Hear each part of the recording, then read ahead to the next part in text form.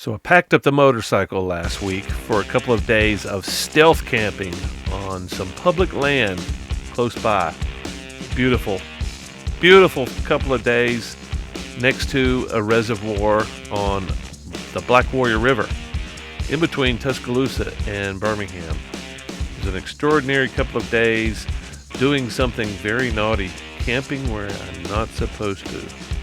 I call it stealth camping, and it's awesome. You should try it.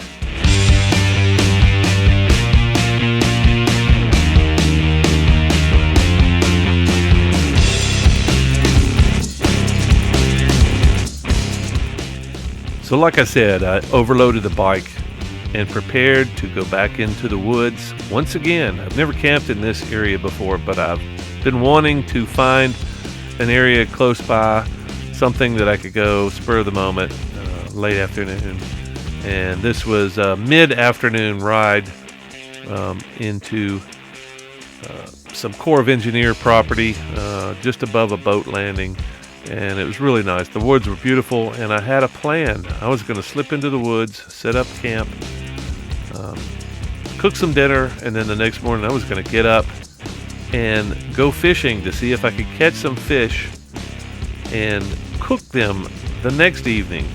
And of course, I'm a terrible camper, terrible fisherman, so I wasn't really prepared for the things that I had to do to catch fish. But here's my little slip into the woods spot. Can't see it, but there's a gate just to the left here. Doesn't take much to get around the gate. Most places in Alabama, it doesn't really take much if you got the right bike. And I try to get into the woods and out of sight as quickly as I can. That way nobody has a chance to see what I'm doing or question why I'm not riding on the pavement. Around here, you never know. There may be some anglers that may be really upset that I'm riding into their woods, and you never know. You may run into people that think I'm a terrorist. I had scouted this area out a few days before my ride in and determined that it was easily accessed to my camping spot and relatively easy access down to the river and the lake. Turns out it wasn't quite as easy to get down to the lake as it was to the campsite. But took me a few minutes to set up camp. And once I got my hammock set up and perfect, I think it took me about 2 or 3 minutes. I put the tarp up. I wasn't expecting any rain, so I just kind of set it up to keep the dew off at night, maybe some of the sunlight. It was a relatively warm couple of days comparatively for what it's been. It's been pretty cold around here. I think it dipped into the 40s, mid-40s, both nights. But overall, it was really nice. I got a new setup for the hammock and some winter camping, so I don't have to get down on the ground. But soon after I set up the tent, I started processing some lumber, some wood for my campsite or my campfire. And this turned out to be a piece of cedar that was not only nice burning cedar, but it was also in the way. It had these big spikes that came out, and they were in between the bike and my hammock. So I figured I would kill two birds, get the death spikes out of the way, and just drag it all over to where I was going to put my campfire out. And I just purchased a new camp axe, and I've kind of been struggling with this for a while because the weight of an axe seemed like I couldn't replace the machete that I've been carrying around for years.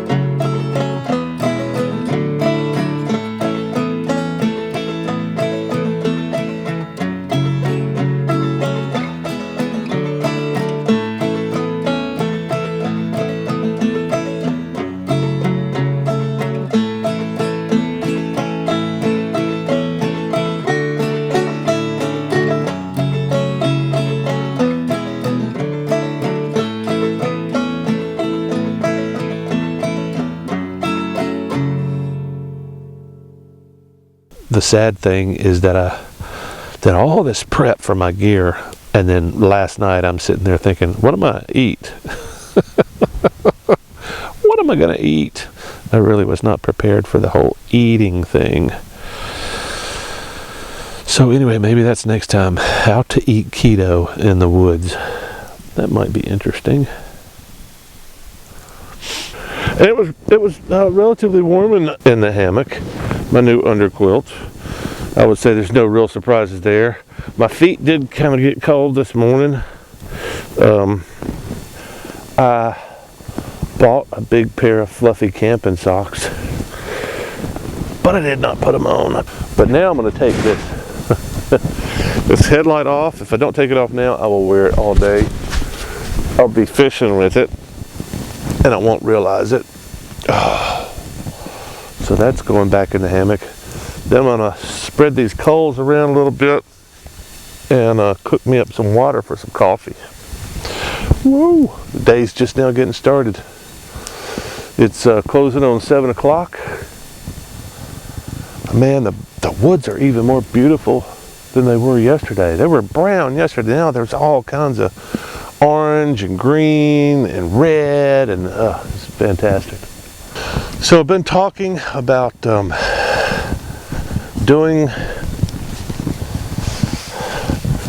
changing up the style of the blog, changing up what I do and what I talk about, and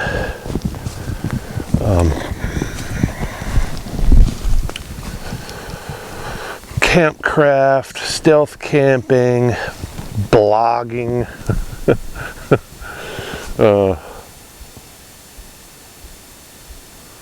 Yeah, I don't know what my point is. I haven't had my coffee yet, so I'm a little bit sluggish.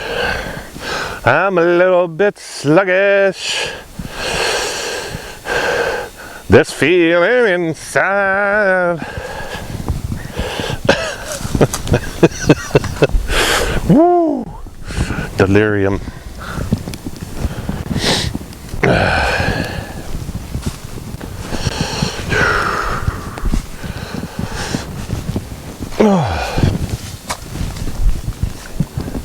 Wow, maybe I should have kept that that balaclava on my head, because my ears are cold all of a sudden. Wow. Right. Let's make sure we got some fire that we can transfer over here. We're going to split the fire up so I can cook while still receiving heat. So we're going to move these guys over here closer to me while I boil water. So I was talking about bushcraft and, you know, starting fires, building shelters, and I've got limited experience with that, but I'm interested in it. I've been interested in it for a long time, maybe 20 years. I've just never actually gone and practiced it. So I've learned some things, but I don't think you really learn anything until you actually execute. So the execution is what I want to do, and maybe there's learning for other people along the way. See how stupid the new guy is while he's learning bushcraft, and see all the mistakes that he makes, and maybe learn from my mistakes. And, you know, I think it would be interesting. I don't know. I'm always interested in the people that are out there doing it. Anybody doing anything and they screw up and they keep that recording, they give that over. I think that's powerful. You open yourself up to ridicule. Not that that's the point, but that you think it's important enough to expose yourself. You think that the experience of somebody seeing you screw up is important enough to allow yourself to be ridiculed. That's kind of an interesting concept in itself. So if I'm learning bushcraft as I go, I'm gonna screw up. I'm gonna do things the wrong way, or at least it's a bare minimum. I'm gonna do things that David Canterbury is gonna go, man, you're an idiot. Did you not watch any of my videos? All right, I gotta get some more sticks in the fire while my coffee cools.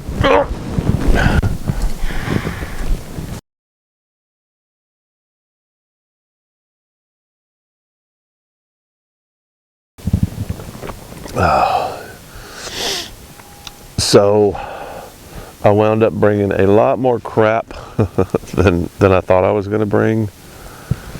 Yeah, last minute, it always happens.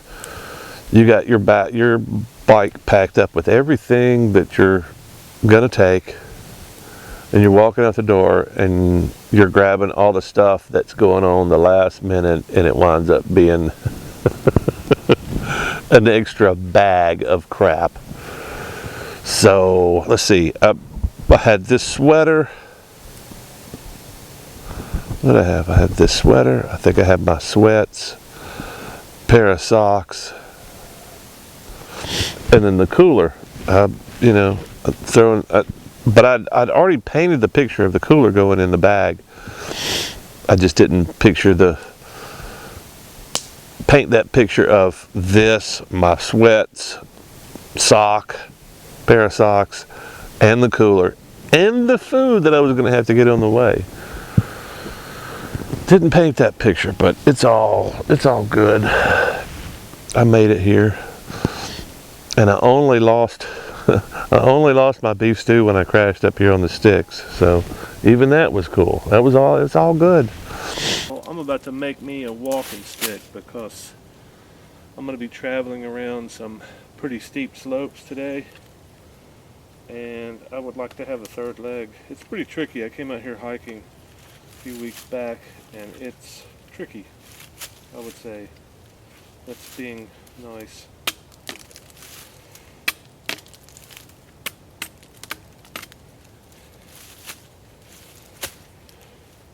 I'm trying to think what kind of length I need. I think that's pretty close. I'll clean all this crap off the bottom. Maybe some of the bark.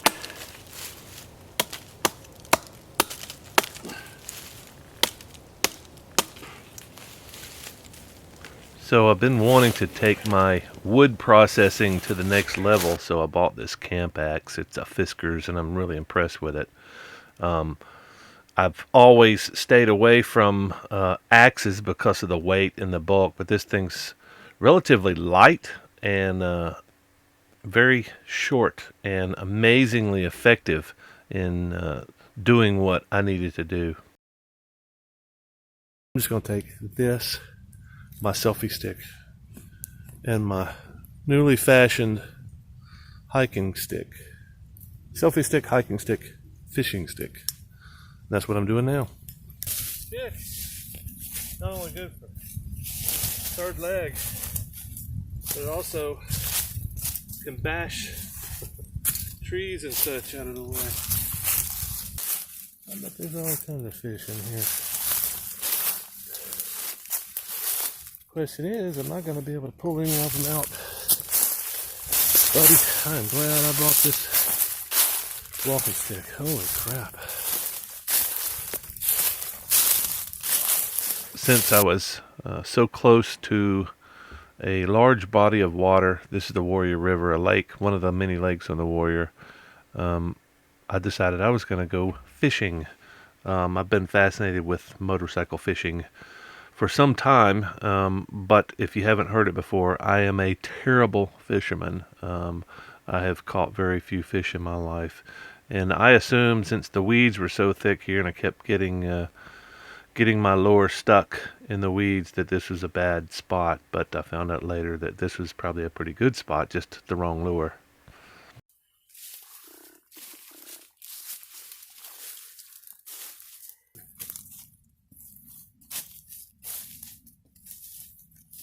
The cascading leaves. The fall foliage coming down. They've made the decision.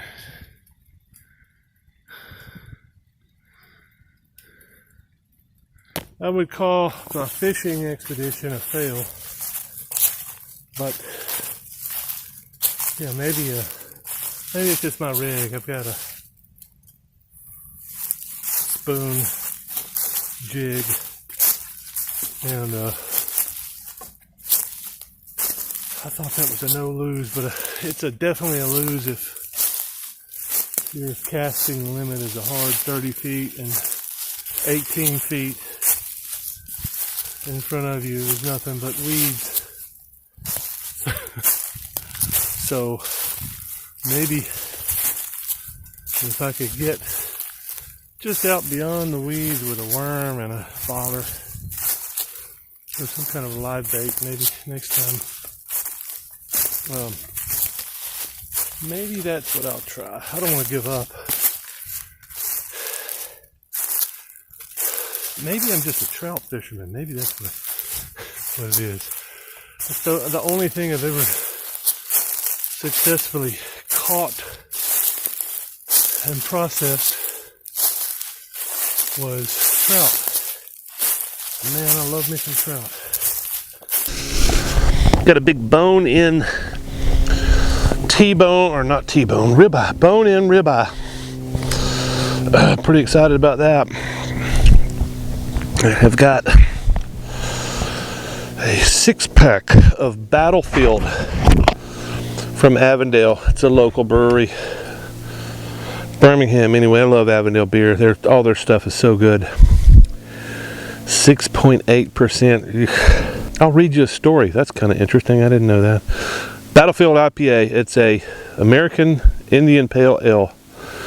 New twist on an American Indian Pale Ale, our master blend of West Coast hops and the finest American and Indian malt distinguishes itself from many IPA on the battlefield. A hoppy citrus and floral nose invites you to experience this perfectly balanced IPA. Our heroic ale gets its name from the only Civil War battle fought in Jefferson County, Alabama. Nice. During the skirmish, shots were exchanged near the house of the town sheriff. A stray bullet struck the sheriff's wife in the breast as she stood on the porch of their house. Luckily, she made a full recovery and ceasefire was called on both sides. I did not know that. I've been drinking this thing forever, and I guess I've never read the can. That's interesting. The only battle in Birmingham. So I'm about to cook a steak, and I didn't think ahead, so I did not bring any seasoning other than salt, because I'm thinking fish. That's what I'm thinking. I had this fantasy of fish.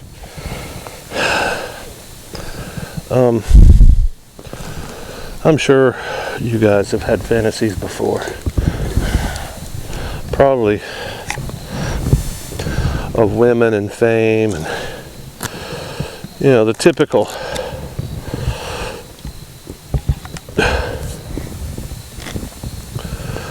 fantasies. Well, not me, sir. I dream of fish. Only because it's one of those things that I'm horrible at. I am horrible at fishing, and I want to be better. And I'm going to pour, I don't want you guys freaking out, I'm going to pour some of this fantastic beer on my steak, because I don't have anything else. I don't have anything else to put on my steak besides beer and salt. And I'm going to sprinkle some salt on it, but I wanted to get some kind of a refreshing flavor going here.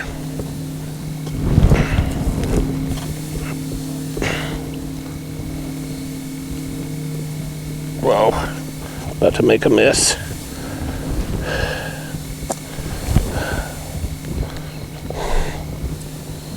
I'm not drenching it. It's just a sip. And I'm going to let those coals die down just a little bit, and then I'm going to park my little thingy on the grill there.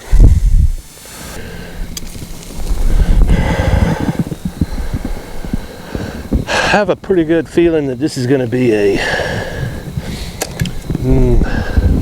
rare. Just spilt the rest of my beer.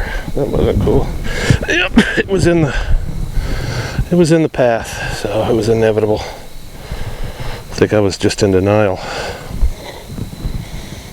about where it was. So